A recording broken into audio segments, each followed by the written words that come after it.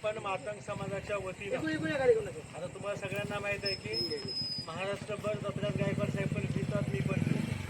आता आमची खरं तर वेळ इथे पोलीस फिरायला गेले तर पुन्हा आम्हाला इथे आम्हाला फिरायची तुला जमते समाजाच्या वतीनं आम्हाला 18 वर्षाच्या जातो बे आरक्षणाचं उपवर्गीकरण इथे जवळ उभा. आता तुमच्या तेलंगणात झालं, बाकी सगळ्या राज्यामध्ये झालंय.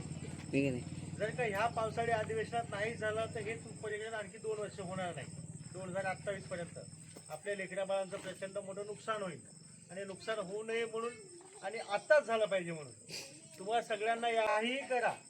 असं समजा आजच डोक्यात ठेवा की 18 तारखेला खूप मोठा पाऊस आहे, प्रचंड पाऊस आहे असं गृहीत धरा. पाऊस असतो, वादळ असेल, वारं असेल, तरी तुम्हाला ड्युटीला यायचं आहे. तिथं आम्ही तुमच्या पेट्रोलची व्यवस्था करणार नाही, तुमच्या पाण्याची व्यवस्था नाही, तुम्हाला खिचडी नाही. तुम्हाला तुमच्या घरी खायचं आहे, तुमची स्वतःची पाण्याची बाटली घ्यायचं आहे आणि स्वतः ऑटो करून तुम्हाला यायचं आहे. का? त्या लेकरांचं भलं झालं पाहिजे म्हणून. तुमचं आज नुकसान झालंय, चंद्रकांतचं नुकसान झालंय, वसंतचं झालंय, जे झालं ते बकम झालं, पण यायचं नाही झालं पाहिजे. उद्या जर ह्या लेकराचं भलं व्हावं असं तुम्हाला वाटत असेल तर तुम्हाला सगळ्याला येणं गरजेचं आहे. आणि म्हणून आपण जाणीवपूर्वक ड्युटीला ठेवलेला आहे. सगळ्याला विनंती आहे, काहीही करा यावेळेस गावात फक्त ज्याला चालता येणं ते माणसं आणि जनावर उपाशी रावणे म्हणून जनावरांसोबत गेलेले माणसं सोडलं. आपल्या गावामध्ये एकूण 100 ते 125 लोक आहेत.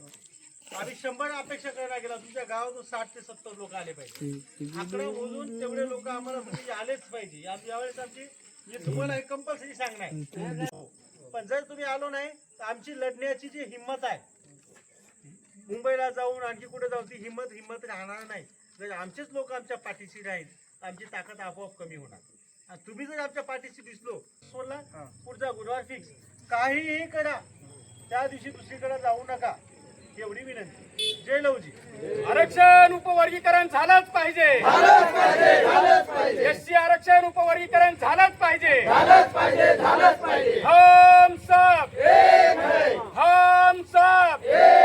डॉक्टर बाबासाहेब आंबेडकरांचा, साहित्य सम्राट अण्णाभाऊ साठेंचा, क्रांतीवीर लहुजी साळवेंचा, महात्मा ज्योतिबा फुलेंचा, भारतीय संविधानांचा नारा